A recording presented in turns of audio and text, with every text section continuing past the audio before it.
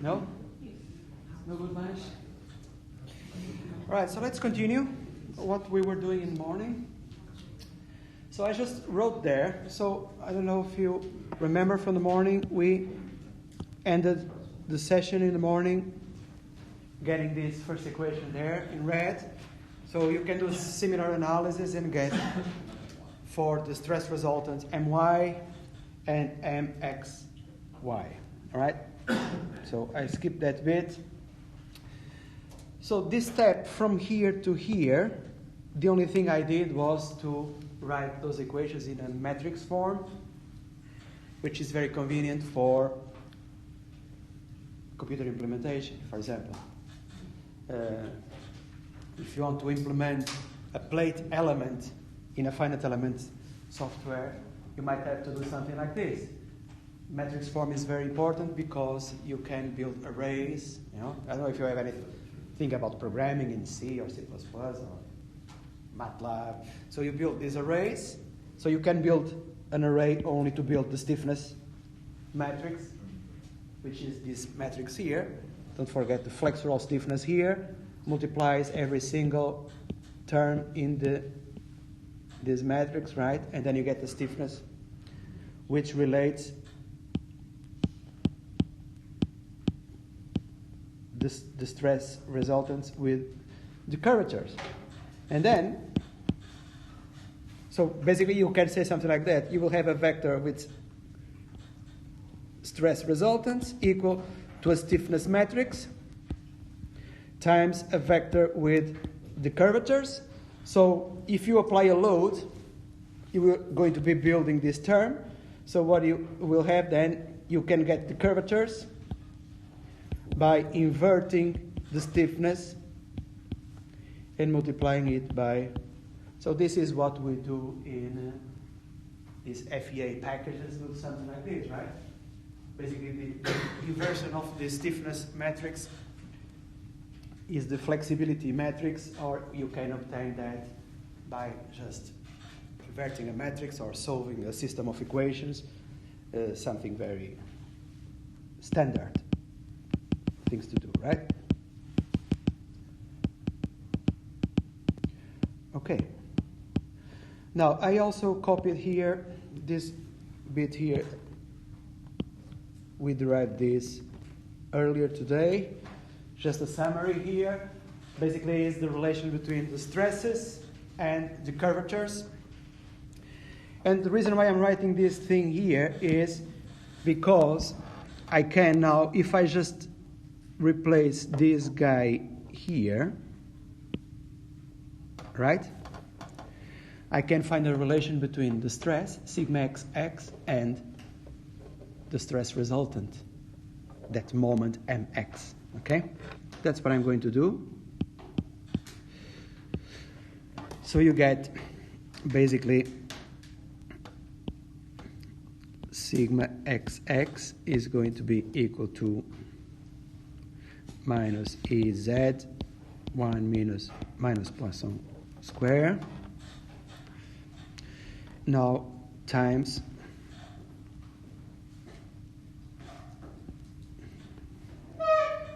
minus mx over d. Okay? So this is going to mean that my sigma xx is going to be equal to Ez over d times 1 minus Poisson square times mx. Okay? If you want to go even further, you can continue here and say sigma xx. If I replace my d by e t power 3 over 12 1 minus Poisson square, this multiplies by 1 minus Poisson square, so mx. Okay? This cancels with this.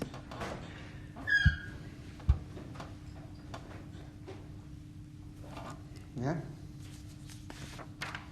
And then you have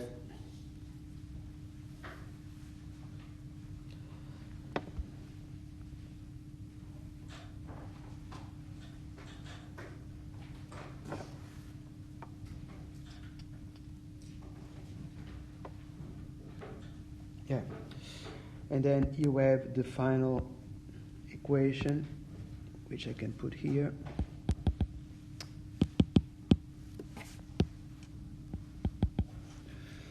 So you have sigma xx is going to be, so this 12 goes there.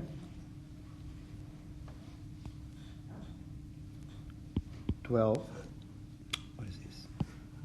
Mx times another thing that cancels out is the Young modulus, right? X times z over t power 3. That's it. Okay?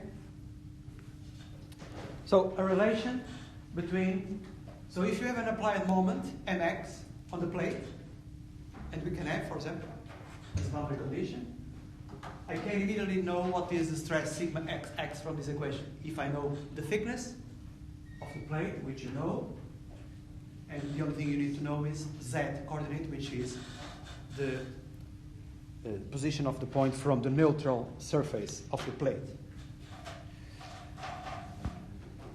You can get similar for sigma y. I can write it here, so it will be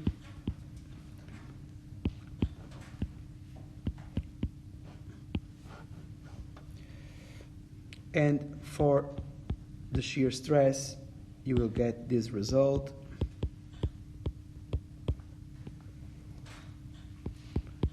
Very similar.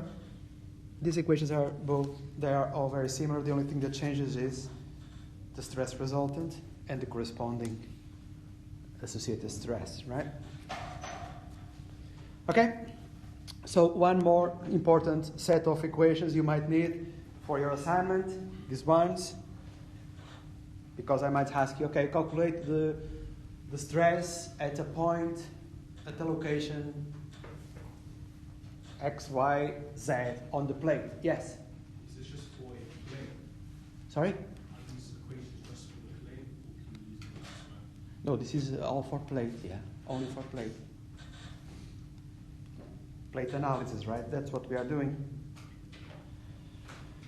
Okay, so far, what we can predict is,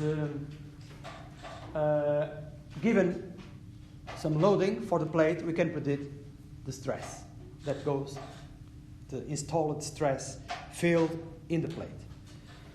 But we need to be able to predict as well the deflection and the rotations of the plate.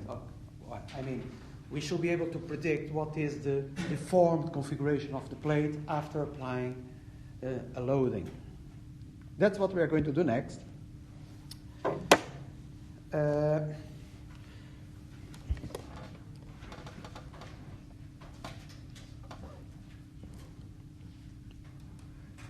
So let me try to see if I can make a nice plate here.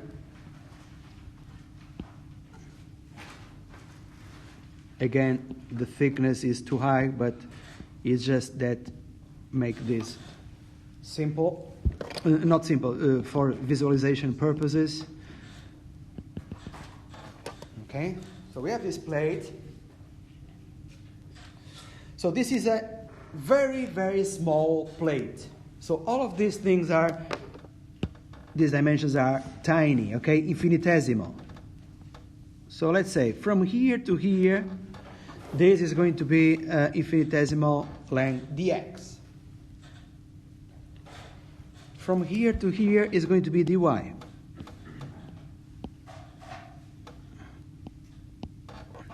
Okay?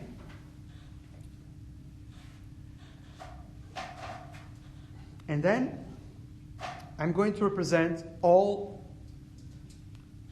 the transverse forces I have in this infinitesimal plate, right? I'm going to start with the external loading. Okay, let's say my external loading is going to be a general force, something like this, P, okay? Perpendicular to the plate, of course, that's why it's a transverse force. I'm going to say a very generic force like this, P. It doesn't matter for our analysis too much. The only thing that is important to know is this needs to be a symmetric loading. So we are going to assume symmetric loading P.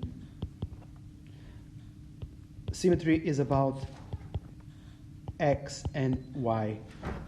Okay? What I mean is that if you, for some reason, have a distributed load like this, so there is a symmetry, right, on this loading, right? There always needs to be a symmetry, okay?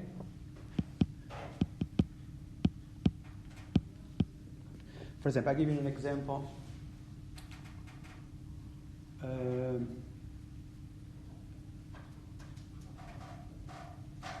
It's not really a plate, but for example, a pressure vessel, okay? A cylinder with some gas inside with some pressure in the gas. So the loading is because of the pressure of the gas, right? Which is symmetric loading, right? Inside. So it's not really a plate, but I think you get the point of a symmetrical loading. What else? What other forces do we have? Well, we have the force resultant. So I will have a force resultant in this plane here at the back.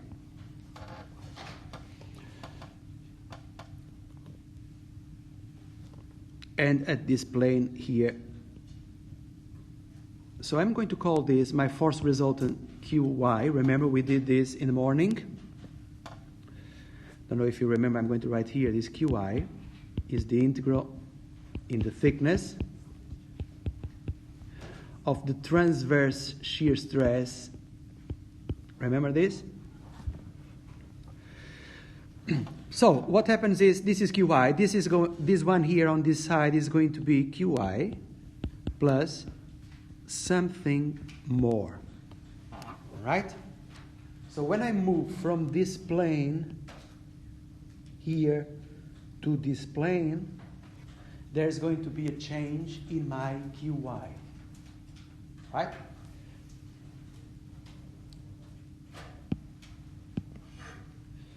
And this change, typically, what we do to this change is we say, okay, this is the derivative of Q in order to Y times dy, right? There are second order terms, second derivative, blah, blah, blah, in order to y squared plus dy squared. And there are more terms, but these are becoming very small because dy is already small. When I multiply dy by dy again, so it's a very tiny thing, squared becomes even more tiny, isn't it? So we can ignore these terms. So this is the Taylor series expansion. I think you learned that in maths. But anyway, what you really need to, we are going to do this. And then I'm going to, instead of delta qy, I'm just going to move this guy there, all right?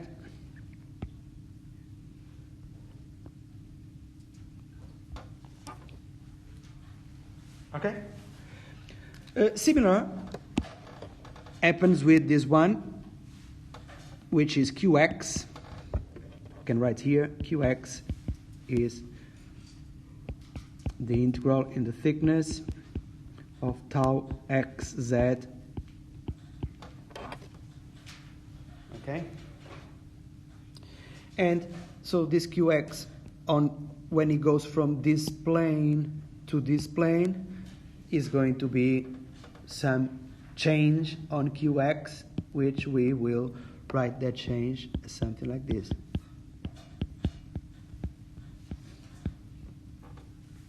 Okay?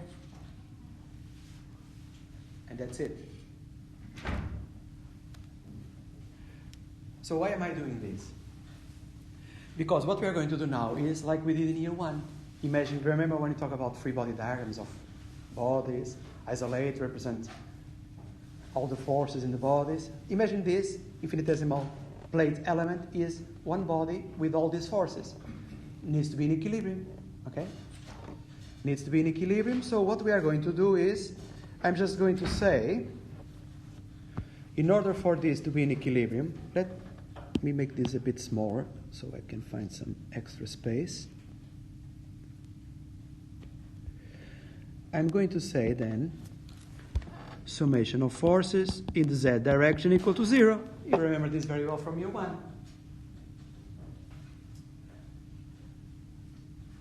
Then I just need to so our z-axis is this one. So basically our coordinate system, let me draw it here. This is x, y, z. So the forces downwards, they will be positive. The forces upwards, negative, okay? So let's start with the ones downwards. So I have qx. So qx is a force per unit length. The unit length here is dy. So I need to multiply. So basically what I'm saying is qx is basically, this qx really in fact should be something like this, okay? It's a force per unit length. So I need to multiply this by dy, so I have the total force in this plane, okay?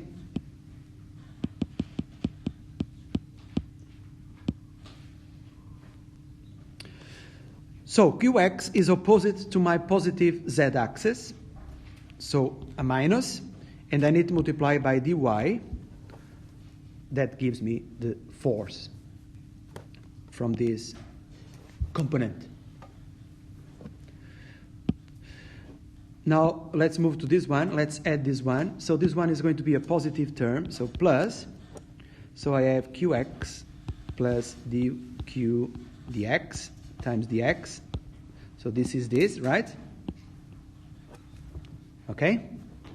I need to multiply again by dy, because again this term is a force per unit length. I'm going to consider now qy in this equation. Let's see if okay. So it's going to be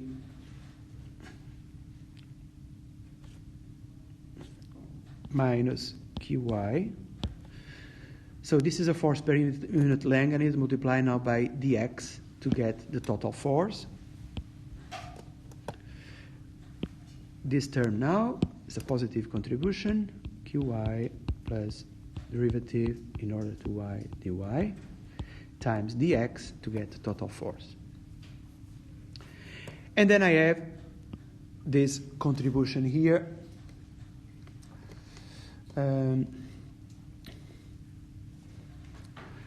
So another thing I didn't say here, but this P is going to be a symmetric loading, but is a distributed symmetric loading. So let's say P is a pressure.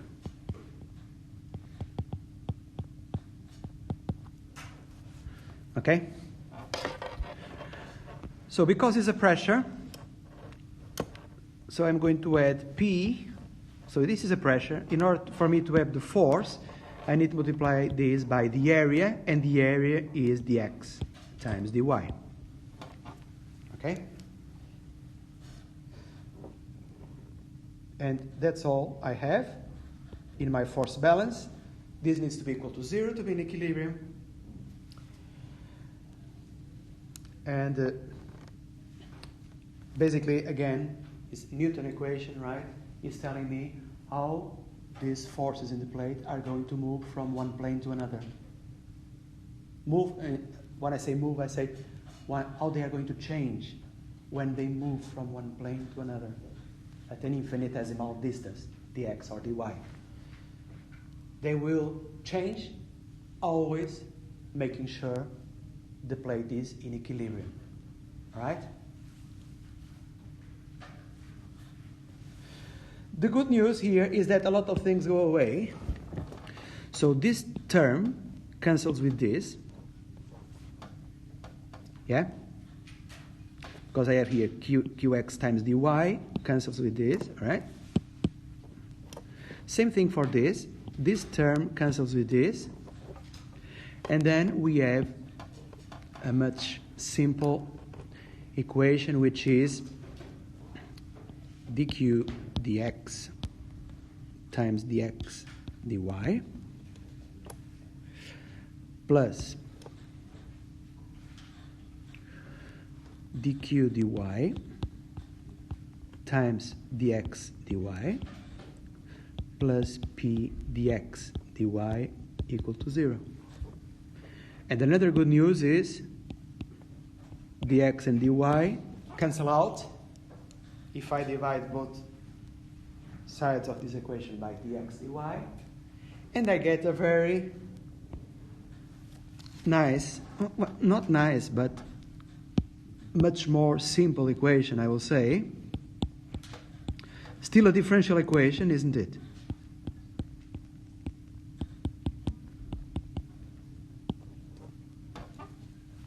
Still a differential equation that basically tells me how, so a derivative of my transverse shear force Q in order to X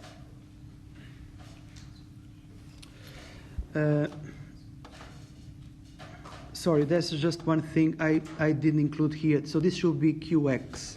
This should be QY. Right? You guys didn't tell me anything. Sometimes I do this on purpose to see if you are paying attention. No, it was my mistake. I forgot just to include. But yes, that's it. So a derivative tells us the change, isn't it? A derivative tells us the change. So this is one equation we are going to keep because we are going to need to use this equation. What I'm going now to do is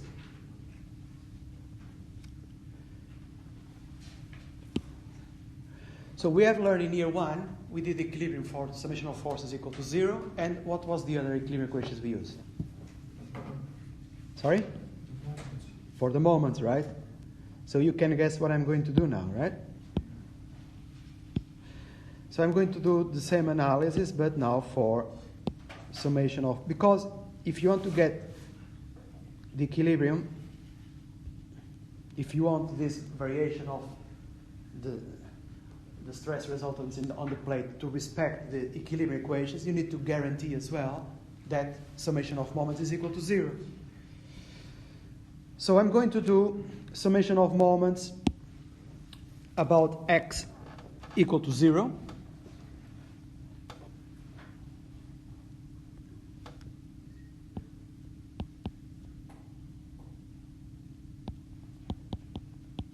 Okay?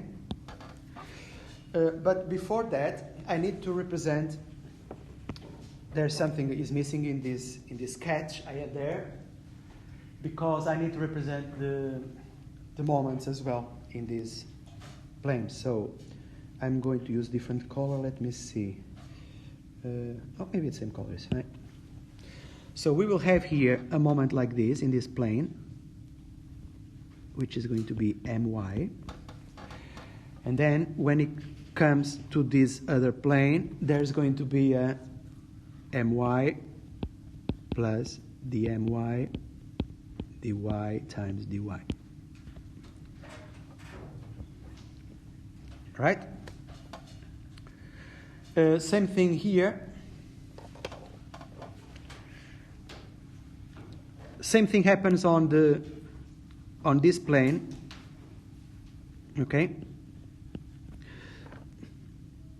But I'm not going to include this in these figures because these two moments, this and this, they are not about the x-axis, they are about the y-axis, so they don't enter, or they are not included in this equilibrium equation, okay?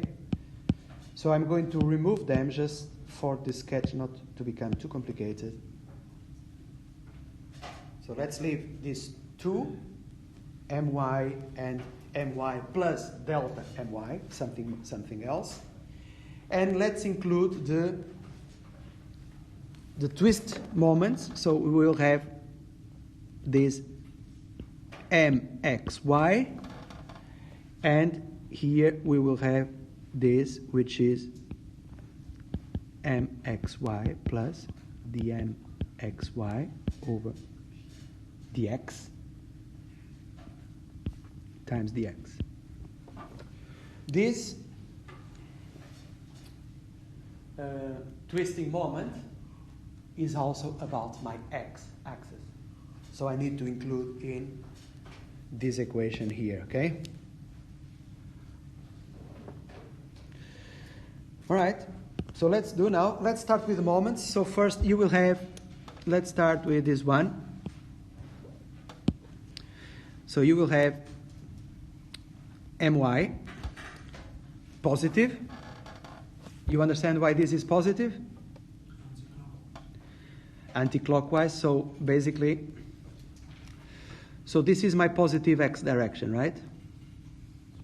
So if I start rotating like this, anti-clockwise, yeah, if I keep rotating like this, I advance in this direction, right? Yeah, which is the same as my positive x direction, yeah?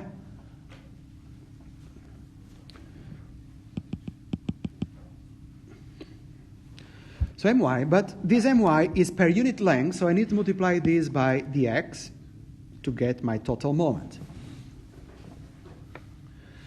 Now, let's do the analysis for this. First, let's see if it's positive or negative. So if I continue to rotating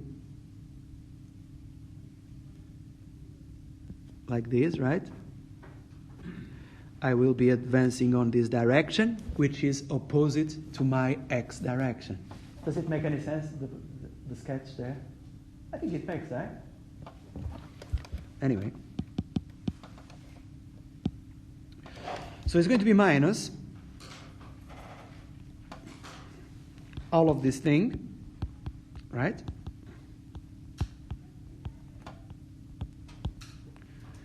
Is a moment per unit length. Again, I need to multiply by dx to get the total moment. Yeah? So at what point do you have a pure moment when you don't have to multiply by the unit length? No, we have been working now with always moment per unit length, right? The stress resultants, by definition, they are a moment per unit length, yeah?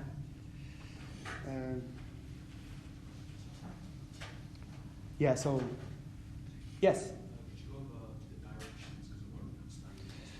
So this moment is applied in this direction, right? So if you start rotating in that direction, so if you follow this rotation, how to say, let me see. Okay, imagine you have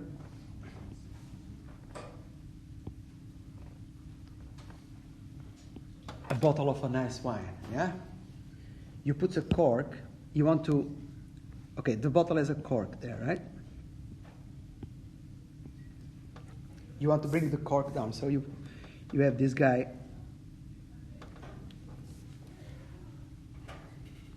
So, if you want this guy to go deep in the cork, you need to rotate like this, right? Yeah? You need to screw like this, right? So when you do this is moving in this direction, downwards, right? So what I try to represent there is when you start doing this, right? Going into this direction, this thing moves inside the cork, right? Isn't it? Then you take the cork out and you want to remove, what's the name of this? Cork? Cork? Yeah, something like that. If you want to remove it from the cork, what you do? You need to start rotating anti-clockwise, right? On the opposite direction, on this direction, right? And then if you start rotating on this direction, this thing starts moving up and get out of the cork, right? So imagine the cork is here, this one in red. Then you can take it out from the cork, right? You guys open a bottle of wine anytime or not? No, never. Okay. Anyway, so you can use the right-hand rule. It's the same thing. Okay? You know the right-hand rule? You point your thumb direction, and then the fingers rotate. So if they rotate like this, direction of the thumb gives you where it goes, right? So if you have a vector rotating anti-clockwise like this, your thumb goes in the opposite direction, right? So it's a similar thing. It's the same like we did in year one.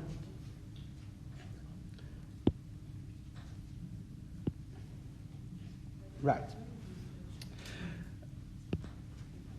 So continuing, so we did include these two moments. So let's include now the twisting moment. This one here will have the positive x direction, so it's going to be plus mxy times dy, right? And this one is going in the negative x direction, so minus mxy plus bmxy dx times dx times dy again, okay? So, in terms of moments, we included everything, but we also have an additional thing to include. Well, we have more than one additional thing to include. Okay, so this transverse shear force and this, they don't produce a moment about x. They do produce a moment about y. So this goes into a different equation. This equation we are doing is only summation of moments about my x-axis. However, these two, this transverse shear force and this transverse shear force, they do produce a moment about my x-axis. Okay? That moment, starting with this one, is equal to this force times this distance. This distance is dy over 2. Right? So a force times a distance in the perpendicular direction gives you a moment, isn't it? And that moment is about the x-axis. So, in terms of force, I have qi times dx. This is my force. If I want, I can do like this. If I multiply this by the length, which is dy over 2, I get my moment. Right?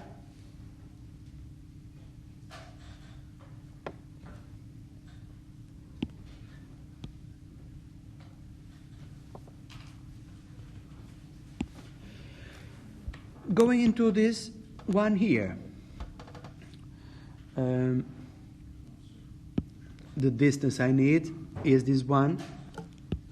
To get the moment, I need this distance, which is also dy over 2. Okay?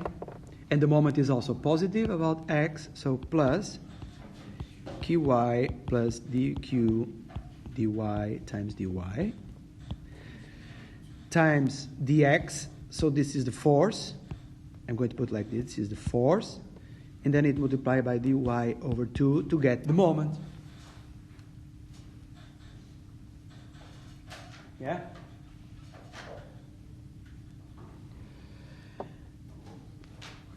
And the only thing that is remaining is the moment produced by this pressure, P, external loading, which, if it is a symmetric loading, the moment will be equal to 0 because symmetric on one side of x cancels with the other side of x, the moments, right?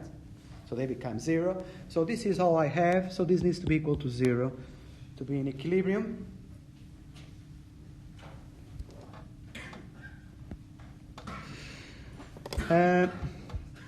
This might look too much, but many things cancel again. This cancels with this cancels with this. What else?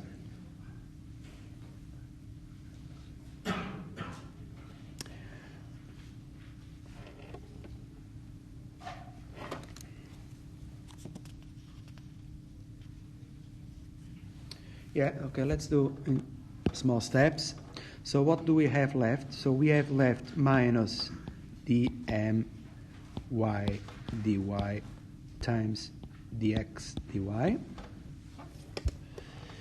We have here minus dmxy dx times dx dy.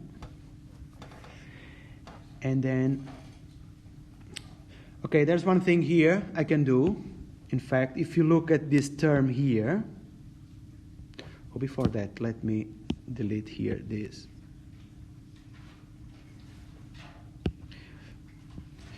So I was saying that if you look at this term, you will have something like this.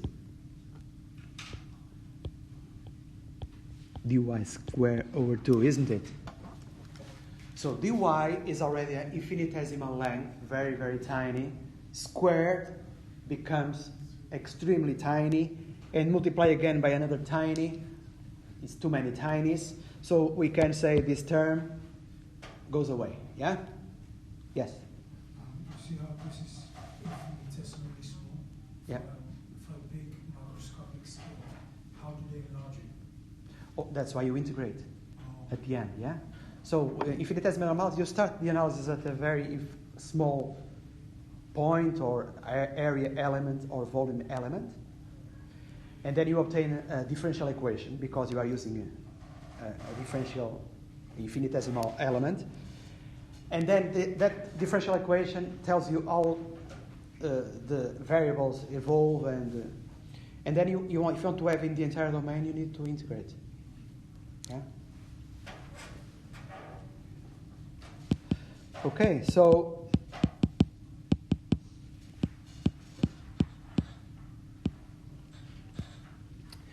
yeah, so taking what is said, so we integrate, but we are restricted to very simple geometries when we do this analytical thing.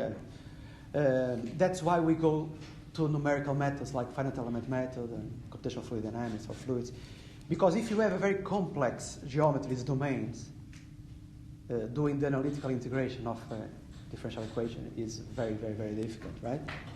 So what we do is we divide the domain into small elements. That's when we do a mesh, yeah? For example, imagine a 3D domain, very complicated, right?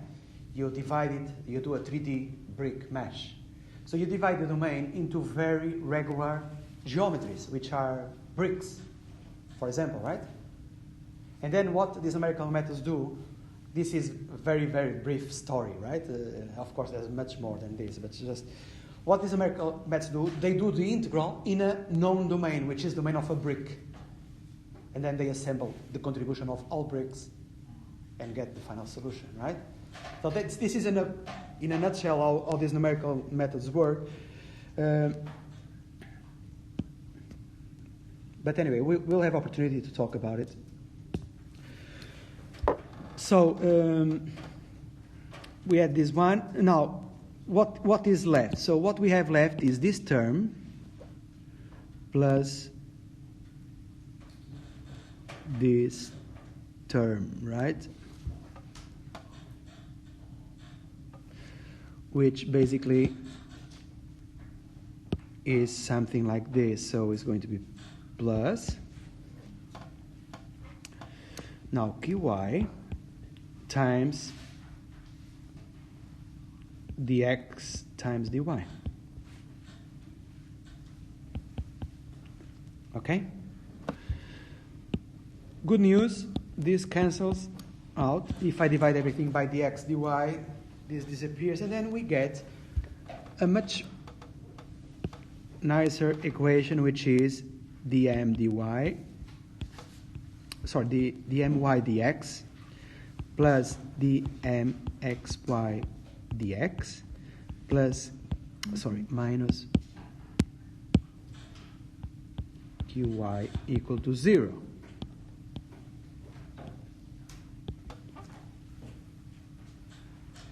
All right? So this equation tells us how the moments change so that they are continuously in equilibrium. When they change from one phase to another or one point to another, they need to respect this equilibrium equation here for the moments, okay? Okay? So this was, I will say, the most difficult thing I have for you guys today in terms of sketching stuff. You can see. So hopefully from now on, things are getting better and better.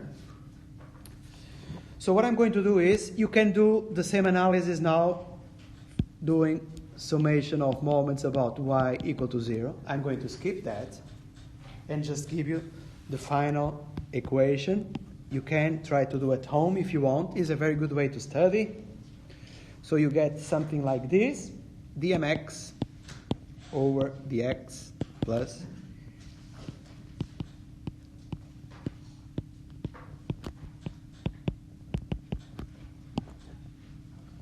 all right?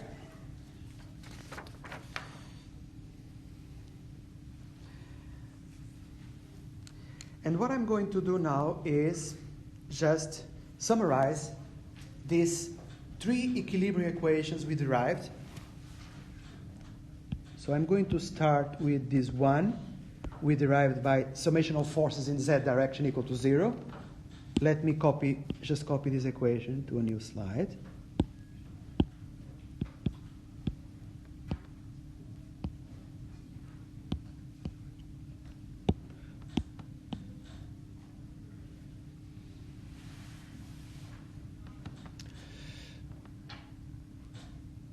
Okay, so I can put this. This came from summation of forces in z direction equal to 0. The other equation we need to have is, basically, I'm just copying all the equilibrium equations we obtained.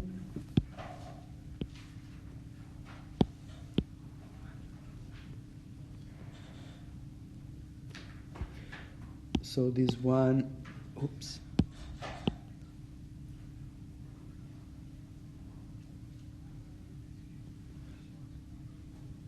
Came from summation of moments about x equal to 0. And this last one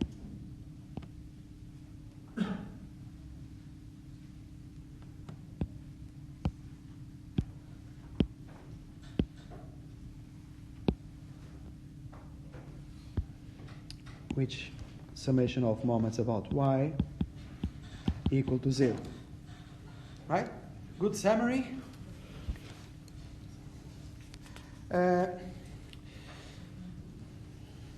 Next step, so we are almost there, so just bear with me a bit more.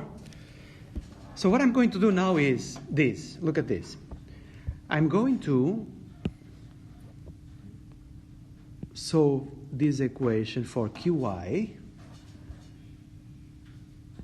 and replace it there and derive qy. I'm going to solve this equation for qx and replace it there, right?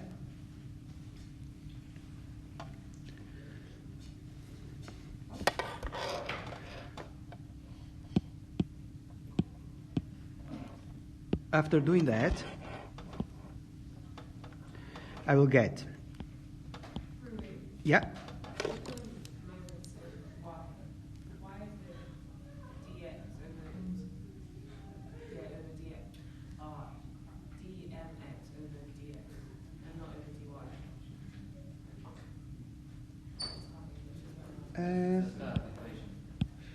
The one that you didn't solve. Oh, the one I didn't solve, this one? Yeah. Why is it over dx? Probably you need to try to do it at home. And I can do it here, but you guys will be... Okay, so... Okay, let's do this. Let's sketch, okay? What do we need for the moments about y, okay? So I'm going to take this maybe not this, maybe this figure here. Yeah, this figure here.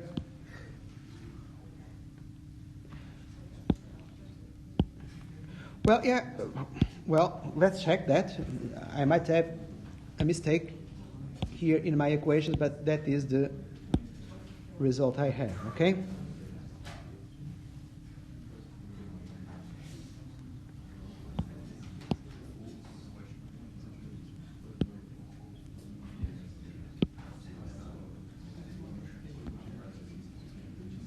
All right, so for the moments about y, what is it? Yeah, it's here. So you need to have this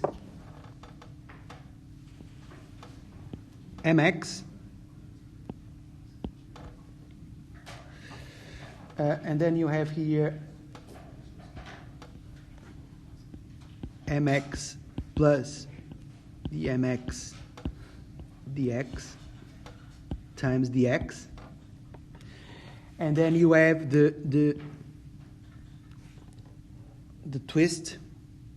So this is going to be myx, and this one here is going to be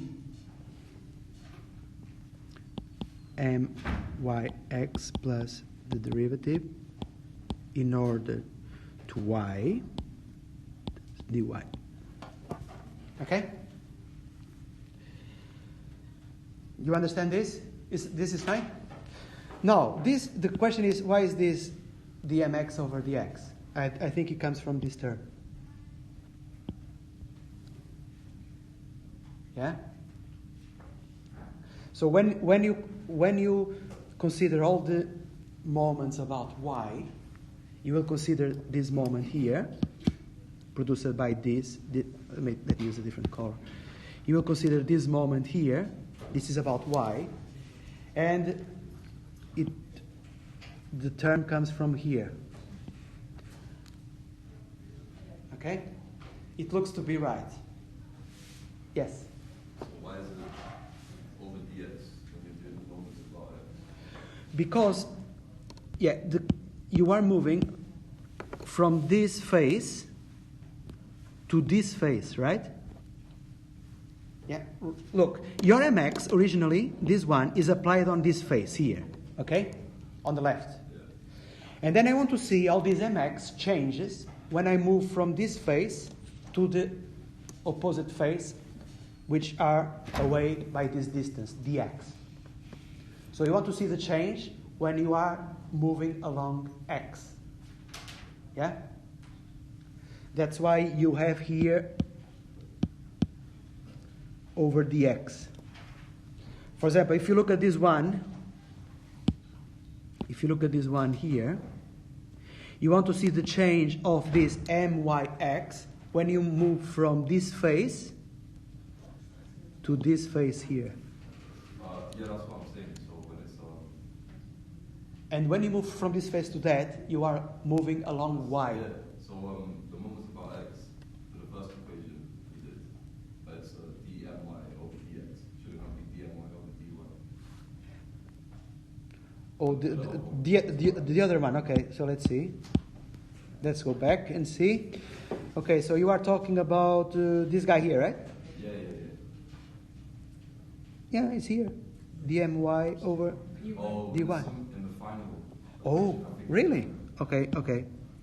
Let's check. Let me check. Oh, you're right. My God, it's time to finish these lectures. Okay, sorry about that. I can fix now.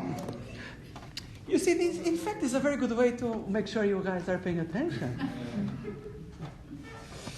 Yeah, and clearly there's a mistake here, right? So this should be dmy over dy. So this here is wrong. This should be not dx, should be dy.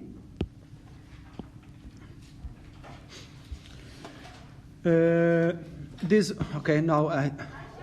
is correct. And this needs to be changed, this one, right? To dy. Okay, so I think I copied this somewhere else, so this one is fine.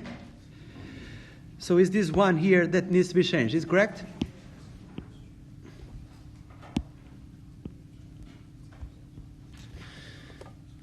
All good now, right? Yeah. Okay, let me double check here. Yeah. All good. All right. Well done. So let's continue.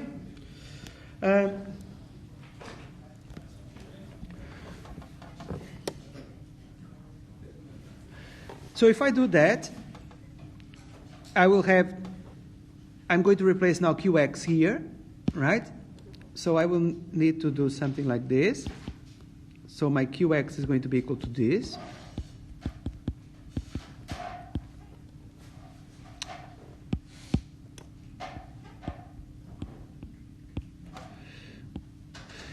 And now plus the derivative in order to y of my qy.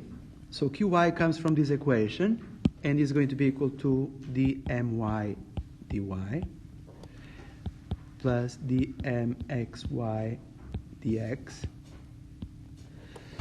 And then I just need to add plus p equal to 0. So don't forget, I am replacing this here and this here in that equation, right?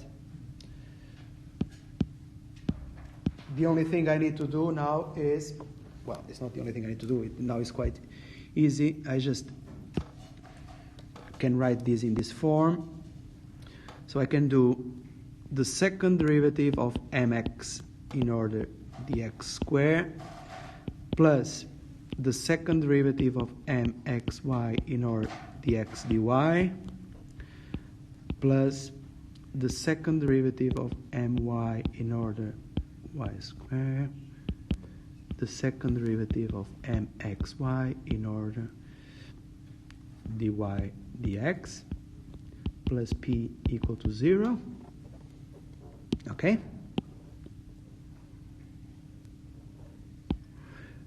I can make this even better. So I can say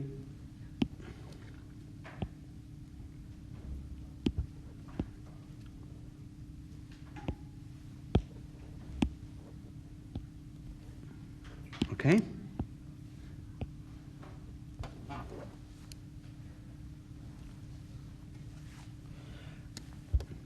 I can even send the p to the right hand side, minus p.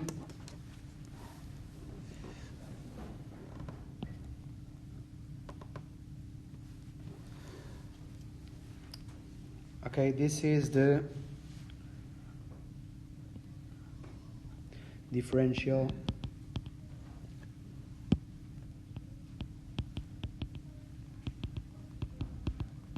equation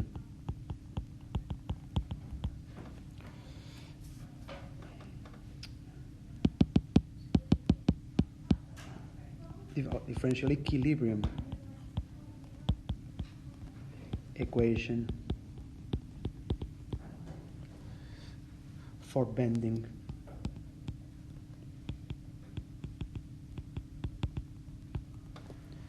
of thin plates.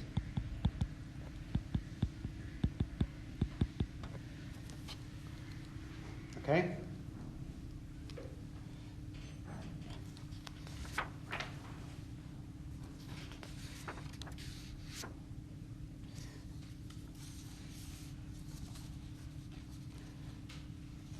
Now, what I'm going to do now,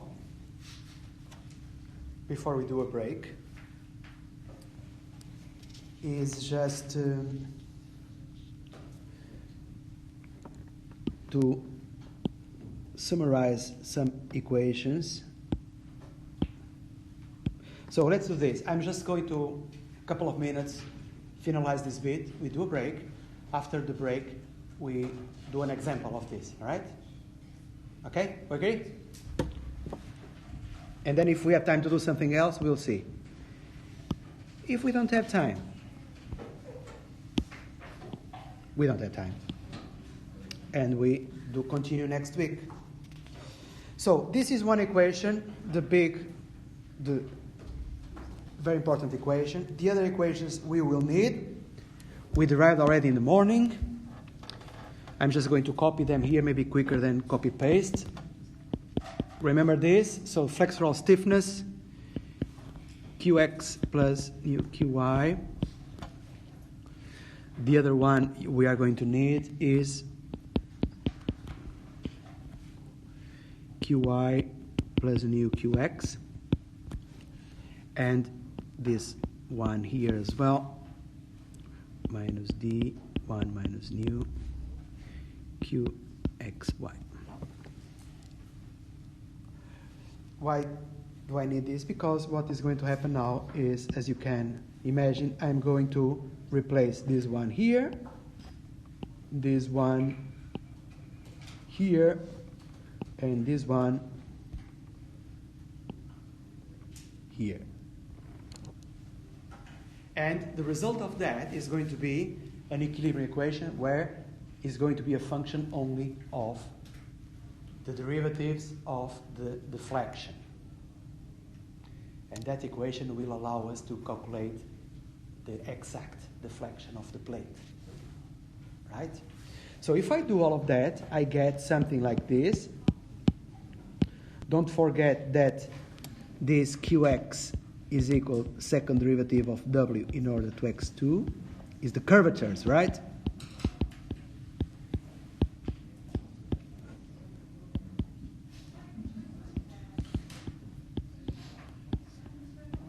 Don't forget this. So if I do all of that, I get, so I will leave this for homework and just tell you that what you will get is this final equation, the fourth derivative of the deflection in order to x, plus 2 times the fourth derivative of deflection x squared dy squared, plus the fourth derivative of deflection power 4 is going to be equal to P over the flexural stiffness. Okay? You also see sometimes this equation written in this form in some books. Gradient power 4 of W equal to P over D. This is just the way you see. So the gradient square is, I don't really need to tell you this, but anyway. And then you can say gradient 4 is equal to gradient power 2, gradient power 2. Anyway. These two final equations in these boxes is the same thing. Yeah? Is that deflection? Yeah, W is the deflection, yeah, of the plate. W is deflection. Yeah? So what you have here is still a differential equation because you have fourth order derivatives of the deflection. So we are going to see now after the break, for a simple example, how can we obtain the deflection W? Basically, we are going to integrate this 4 times and calculate the constants of integration. We'll see that after the break. It's a bit more applied now, after the break, okay?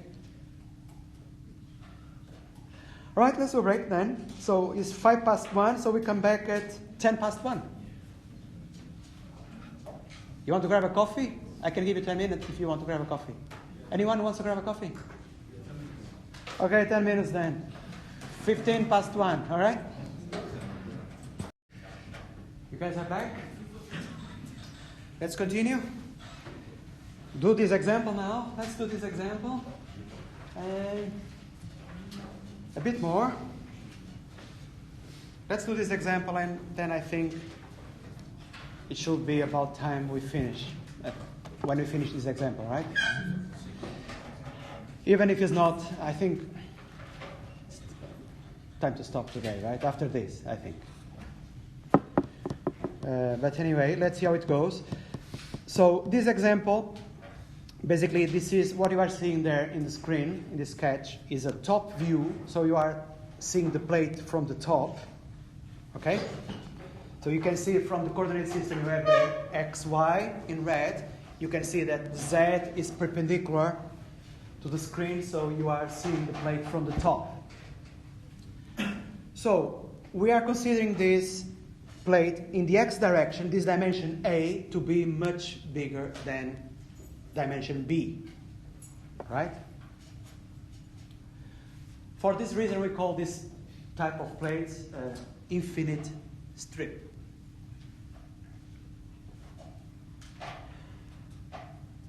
Okay, so this plate needs to have some supports.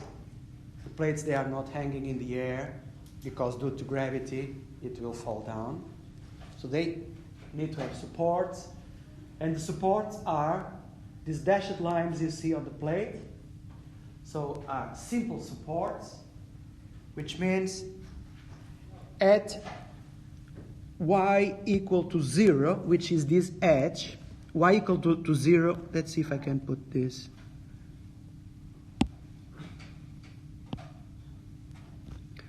With a very large thickness. This edge, this is y equal to 0. So at that edge, there is a support in the entire edge. Simple support means this support is constraining the deflection at that point. So deflection W at that point is going to be equal to 0. Okay?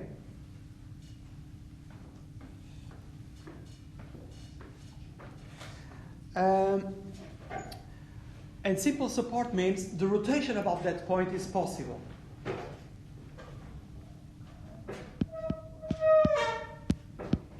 So this is equivalent to something like this. So if I do a view from this side, so I will have something like this, basically.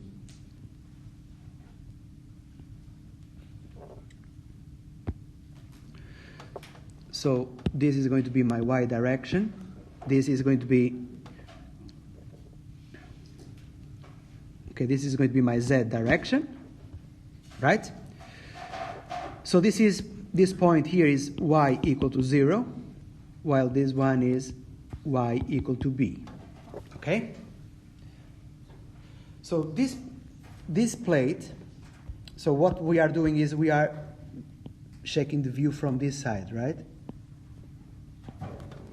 We are looking, in fact, this is opposite. We are looking from this side, and this is this view here. So this plate is going to deform something like this. Let me use the green color for the deformed configuration. You agree with me? So it will have a curvature. It will have a curvature QY, different of 0. If I try now to represent it in 3D, so the plate infinite strip will go in this direction, right? Yeah, so you will have many curvatures. But the curvature in the x direction, so this is going to be my, in fact, yeah, all of this is right, but this guy should be in this direction, z. If I want to have x in this direction, right? So my curvature about my x direction is going to be equal to 0. Does it make sense or not? It's the same thing like, okay, if I imagine this sheet I have here, this paper, this is my infinite strip, right? So what you are seeing, this is my y direction, okay? So if I apply a pressure here at the top, this will deflect like this, right? But in the x direction, which is this, as you can see, this remains a line, a straight line, isn't it? So any line you have here in the plate in the x direction will remain a straight line. So no curvature. Yeah? So Qx equal to 0.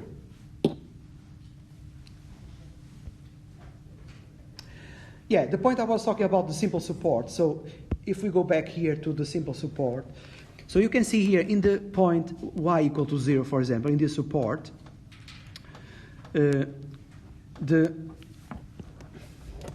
deformed configuration is this. So if I draw a tangent, so this is going to be my slope. This angle alpha, or if you want, tangent of alpha. So if this is my angle alpha,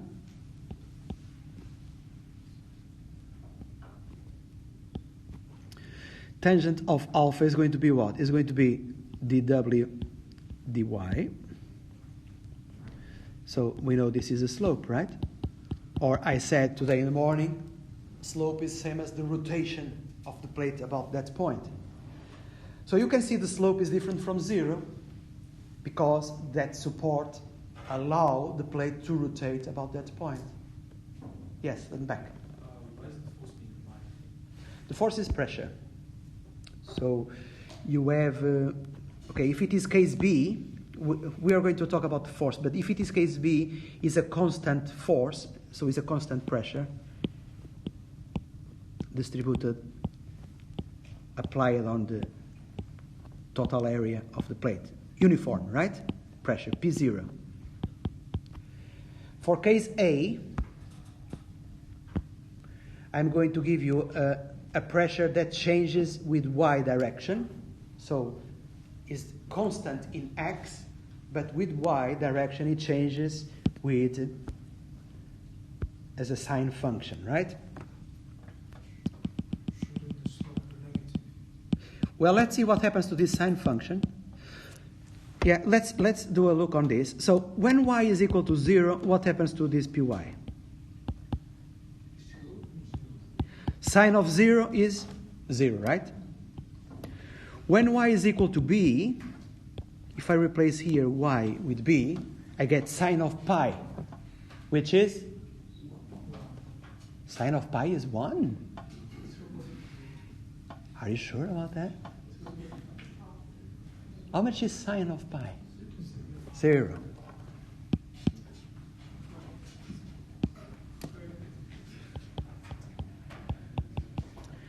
Now, if y is equal to b over 2, y equal to b over 2 is a point here in the middle, right?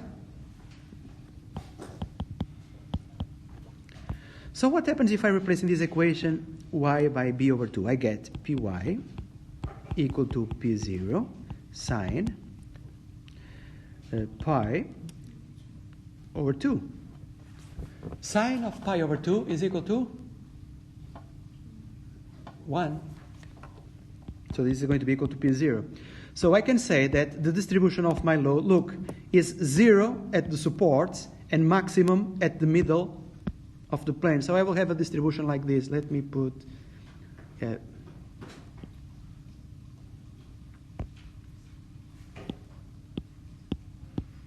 so in any...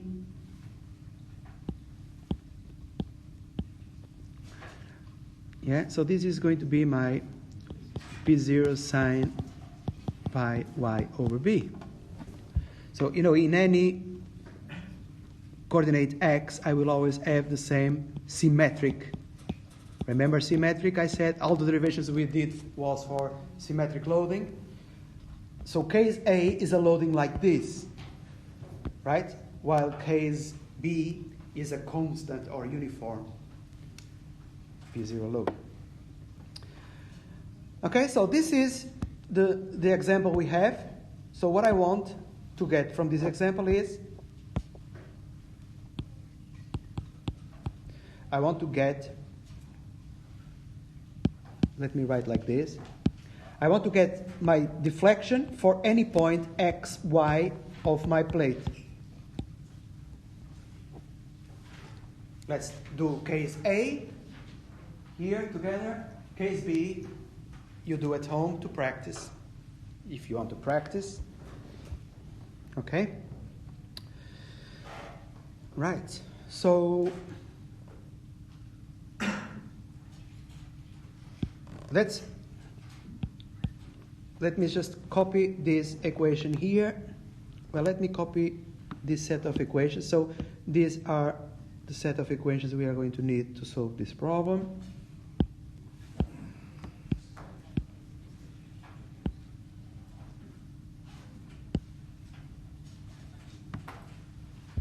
Okay?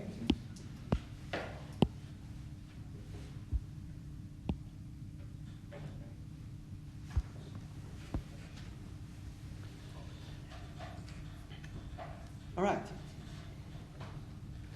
Let's start with... let's try to simplify these equations.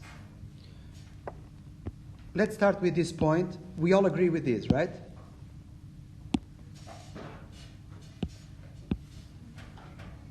Yeah? You know what this means, right? The example I gave you with the sheet, right? No curvature in the x direction. Yes? Why is the curvature in the y direction not zero? Isn't that really the curvature? Yeah, look at this piece of paper, right? This is my y direction, right?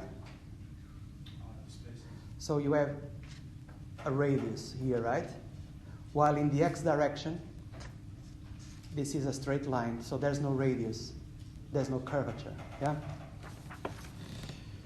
So let's start in curvature in x equal to 0.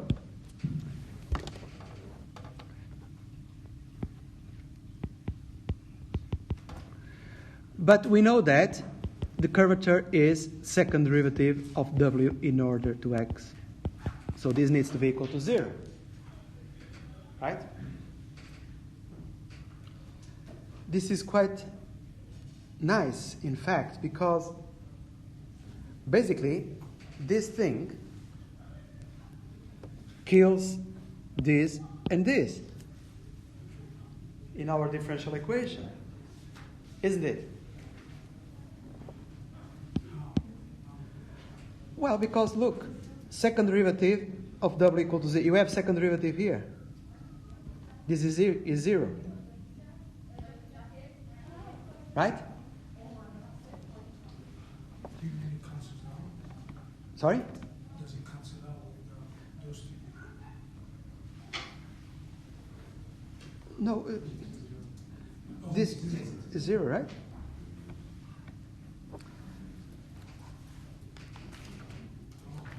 This, I just found out there's another mistake in this. This guy here should be power 4, not power 2. Okay, this should be 4. This should be 4, okay? And, of course, then this, I just copied in, should also be 4. Okay.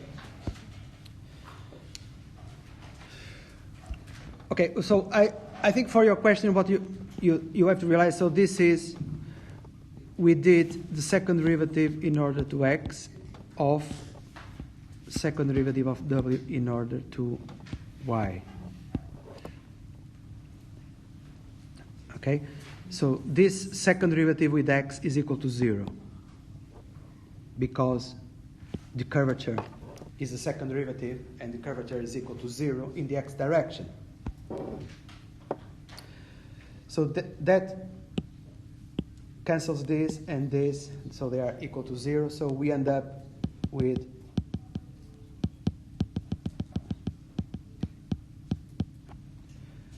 this equation only, d power 4 of the deflection in order to y. Okay? Much simple equation. So another thing that we didn't discuss but is also obvious from here, and again looking at this piece of paper I have, and looking, there is no curvature in the x direction, but there is also no rotation in the x direction, right? You all agree with me? So rotation is the first derivative only. So if there is no rotation about x direction, so this is also equal to 0. Okay?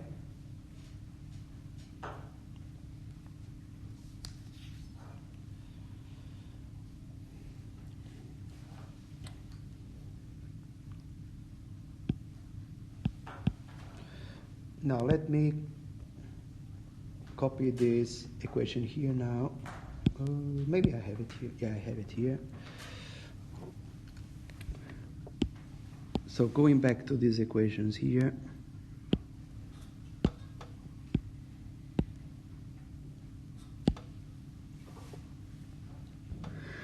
So in this equation, in these equations that relate the moments with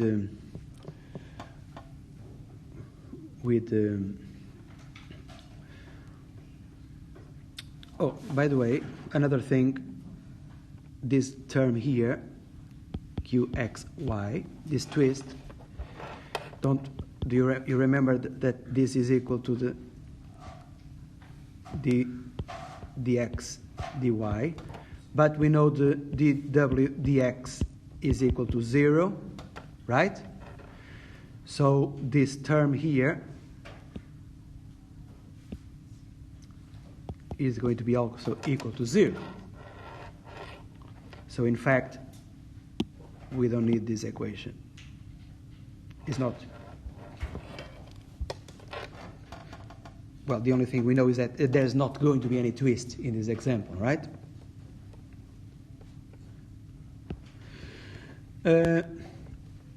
Now, because the curvature in the x direction is equal to 0, these two equations, they become much more simplified.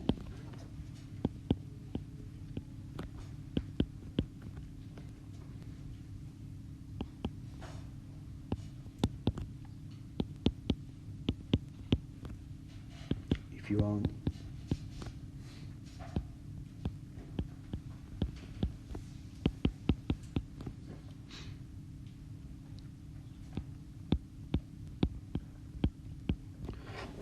Okay?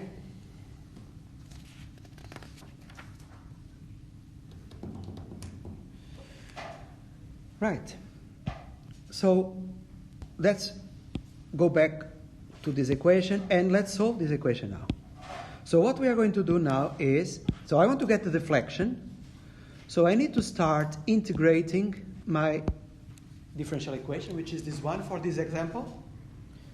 I need to integrate until I get my W. There's one thing we could do. We don't forget that our loading for case A is P0 sine over B. So I can in fact replace this thing here.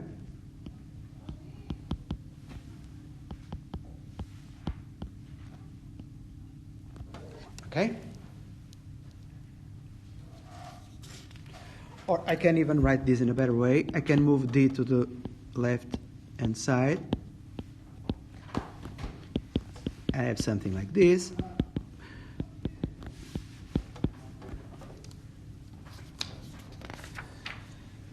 Now, I'm going to integrate the left hand side one time.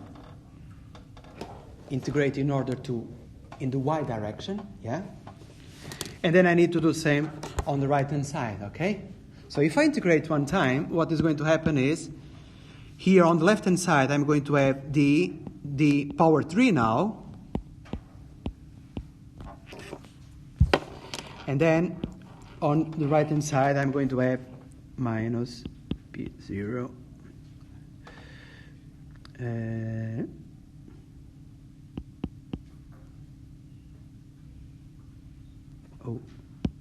B over pi times cosine of pi y over b.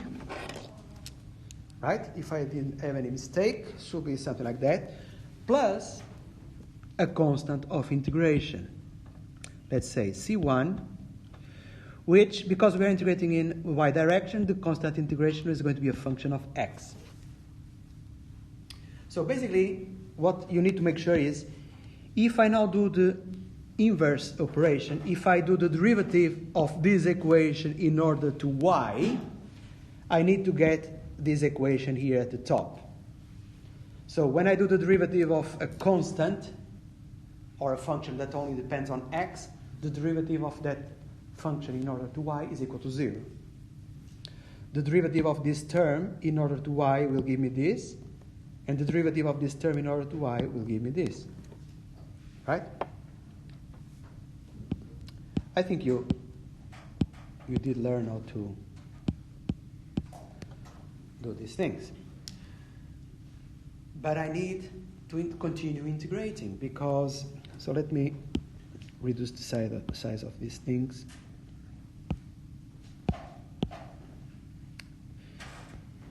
I need to integrate again, one more time. And then if I do that, I get the second derivative. Sorry, there's a mistake here. You guys are not paying attention now.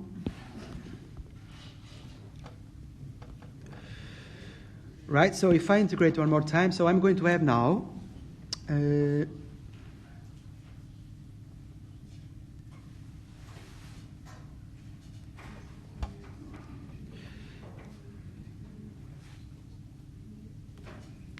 there's a minus here, right? So I'm going to have now P0 B over pi square sine y over b plus C1 x times y plus a second constant of integration. Right? Are you following this?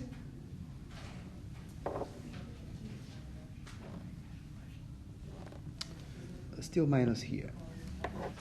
Okay? Let me make this smaller. If you find any mistake, look, it's been a long day. The probability of me making mistakes is very high now.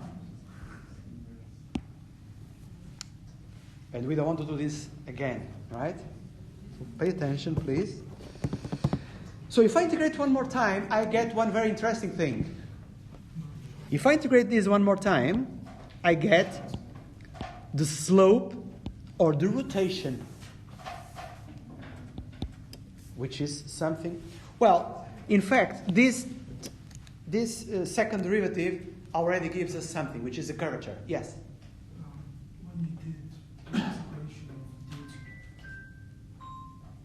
When you did the integration of d to the power 4, shouldn't it increase? Why is it decreasing? Oh, when you integrate, you're coming back. You're coming down for the derivative. It's decreasing. The integration is the opposite operation of the differentiation, right? When you differentiate, you increase the power. When you differentiate, you increase the power. When you integrate, you reduce the power. No? Are you sure about that? Because say if you had like the integral, say x to the power 2, it will go to like x to the power 3 over 3.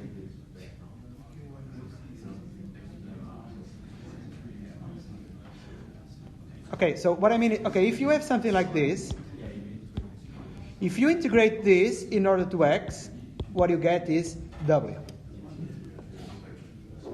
Okay? So,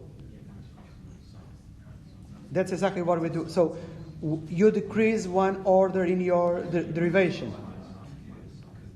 So, if you have second derivative, if you integrate one time, what you'll get is you'll just decrease one order in your derivation.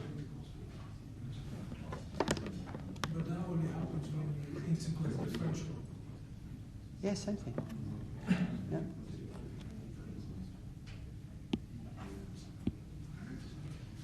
Okay, I suggest review that at home, okay? This thing, because it's not good you stay with this doubt, right? So it's better to review. Now, if you integrate one more time, you get the slope.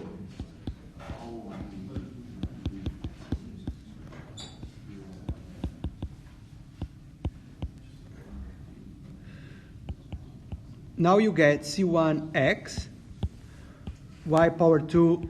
Now we are doing what you're saying, right? You were saying this. Yeah, that's what I meant. Yeah, but this is not a derivative. This is y. Right? This is not a derivative. So that was my point. That's just for derivative. It's just for the derivative, yeah. Yeah. How did you update that void, the first one before the last one, that void that you said? Sorry, which one? The void C1x times y. How did you update that void? C1x plus 2. The one that you added. This here? That's This one? yes. How did you obtain that one? C1 times C1x times. Okay, look at this. When you do the derivative of this, you need to get this one here. So when you derive this in order to y, what you get is C1x, right? Yeah? Okay. Plus C2xy plus C3x. So this gives me the rotation, so I need to speed up a bit now. If I integrate one more time, I get, finally, my deflection, W.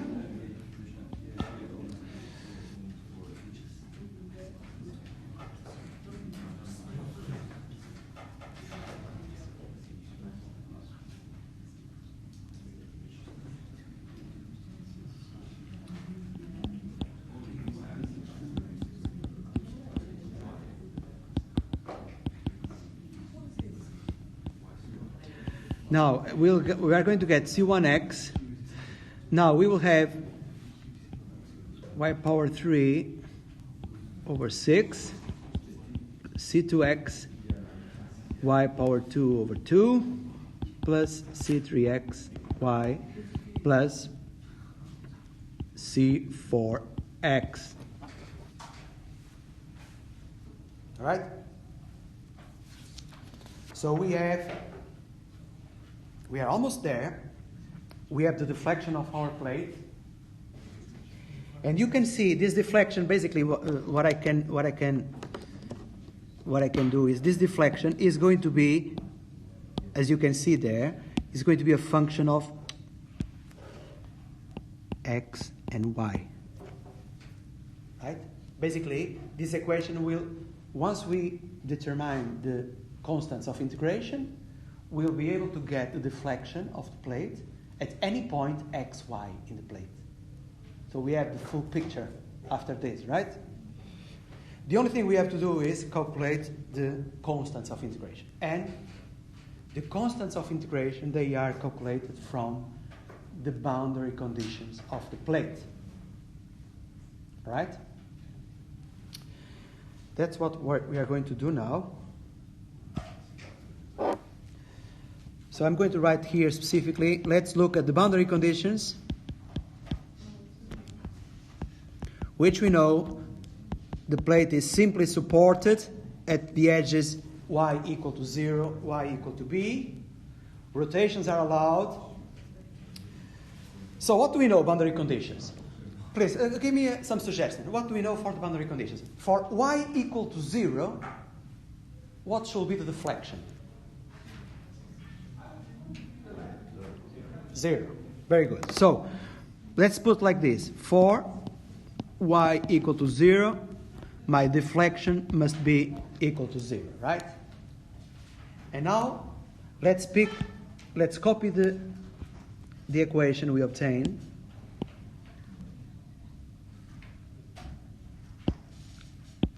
After integrating. What I'm going to do here is replace y with 0. So I get here sine of 0 is 0. y equal to 0, this becomes 0. Y equal to 0, this becomes 0. This becomes 0. C4x, no, we don't know. But I know that when I replace in this equation y equal to 0, my deflection must be imposed or equal to 0. Otherwise, we are not respecting the support, the boundary condition. So this term needs to be equal to 0 as well on the left-hand side, because the term on the left-hand side is the deflection, W. When y is equal to 0, this is what's happening. So conclusion is C4x has to be equal to 0. If not equal to 0, we don't have a deflection equal to 0 at y equal to b. Quite easy this one, wasn't it?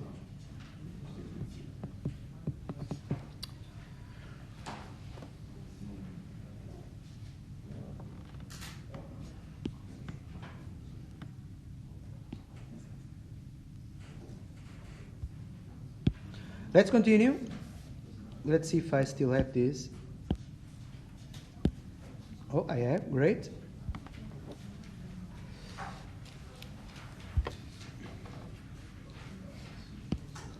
Do you remember?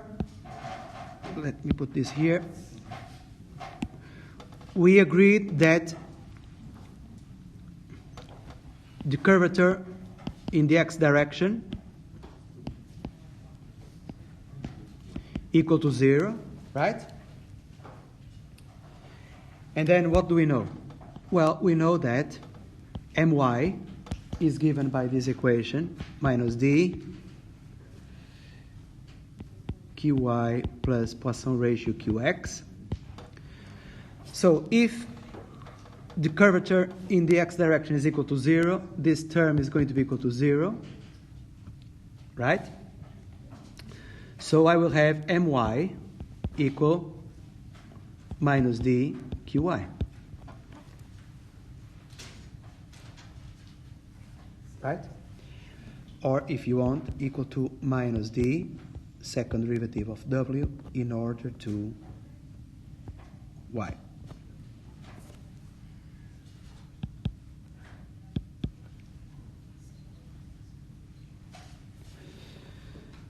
Now,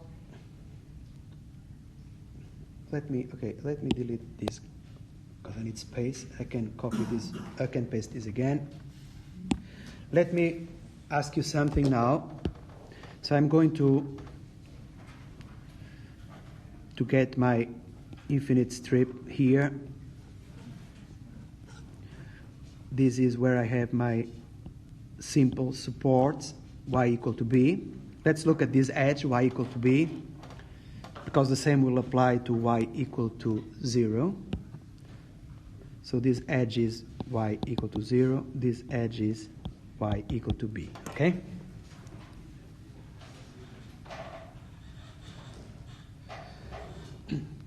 My question is, now, pay attention, it's quite important, because if you fail in the boundary conditions, the entire solution comes wrong. The edge is allowed to rotate, isn't it? So, remember when I did draw the deformed configuration, I told you, okay, rotation is this slope, right? So basically this is the rotation, right? About that edge. It's possible. I'm not constraining that rotation, right? So of course, if the edge was clamped, something like this, imagine I had a plate with a clamped edge, something like this. The deformed configuration will be, so clamped means no rotation here, but then it will start to rotate here, and then no rotation here. So you have a deformed configuration, something more like this. So it means the slope here at this point and this point, or the rotation, equal to 0 for a clamped plate in these edges. But in this case,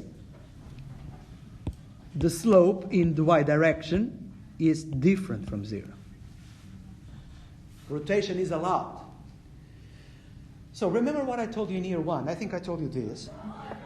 if the rotation is allowed, it means there is no reaction bringing the rotation back. Imagine something like this. You see my pen, right? My hand is the support. I'm allowing the pen to rotate about this point. So the pen will rotate like this, right? So dw dy different from 0. There's a rotation angle. But now imagine I clamp my pen in my hand. I'm trying to rotate, but this support, which is my hand, is not allowing me to rotate the pen about this point. So what is my hand doing? My hand is applying a moment that when I try to rotate the pen, that moment will bring the pen back to position 0. No rotation, right? You got the idea? So, this means what?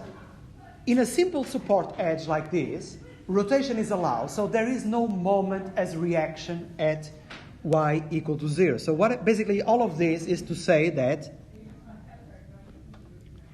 my for y equal to b is equal to 0. Because if it was not equal to 0, it means there was some reaction there to a rotation. It means the edge must have been clamped, not simple support. Same thing applies here. My for y equal to 0 also equal to 0. And why is this important? This is important because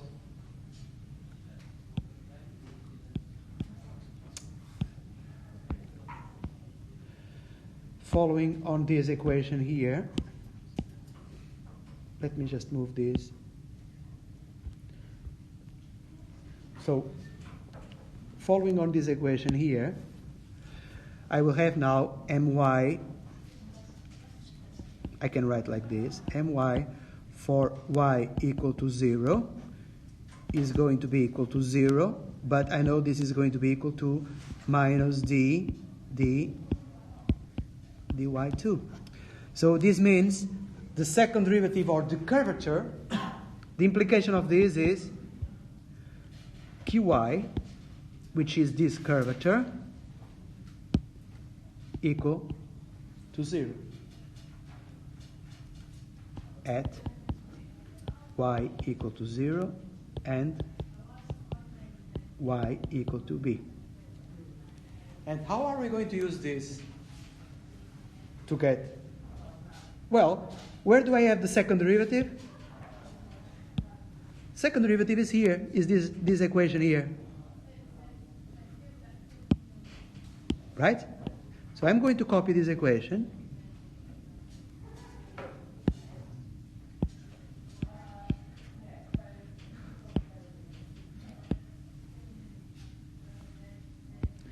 And now I'm going to say for y equal to 0, I have qy equal to 0.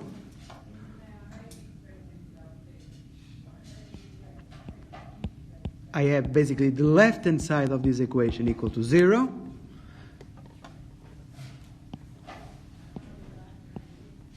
So basically I have 0 equal, I need to replace here y with 0. So this term is equal to 0. This term is equal to 0.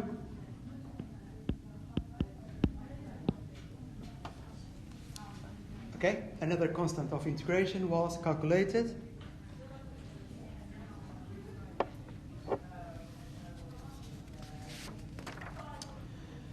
But I have more.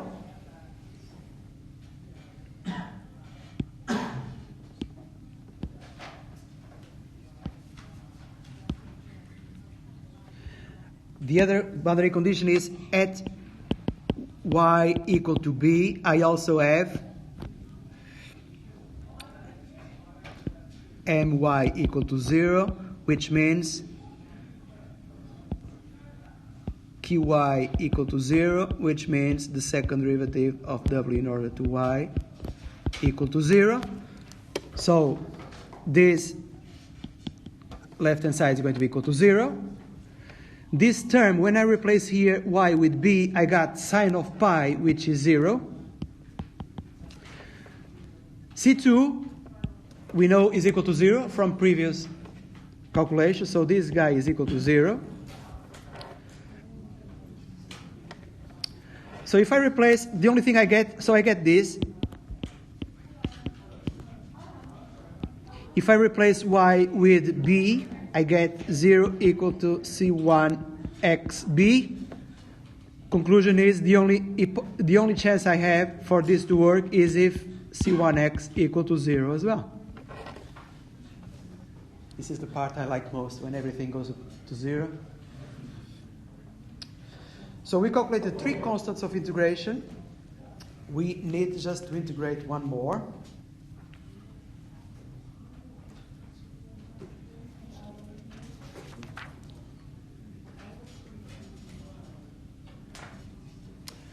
Oh, the other one comes from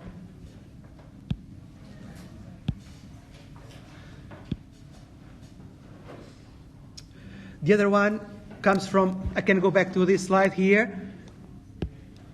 We still have, for the other edge, y equal to b, we have w equal to 0. Okay?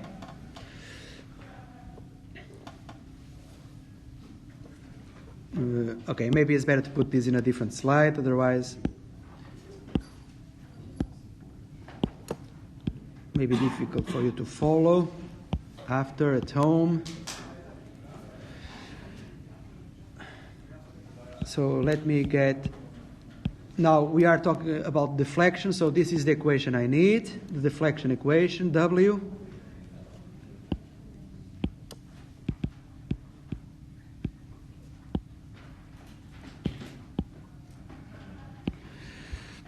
So we know the constants of, oh, sorry.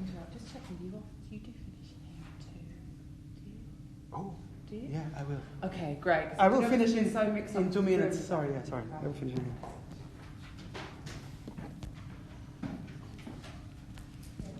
We need to finish. All right. So basically, okay, just very quick one. So C1 equal to 0, C2 equal to 0,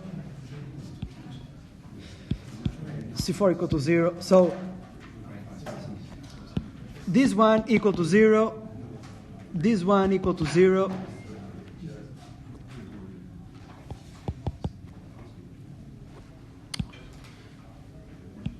C2 and C4.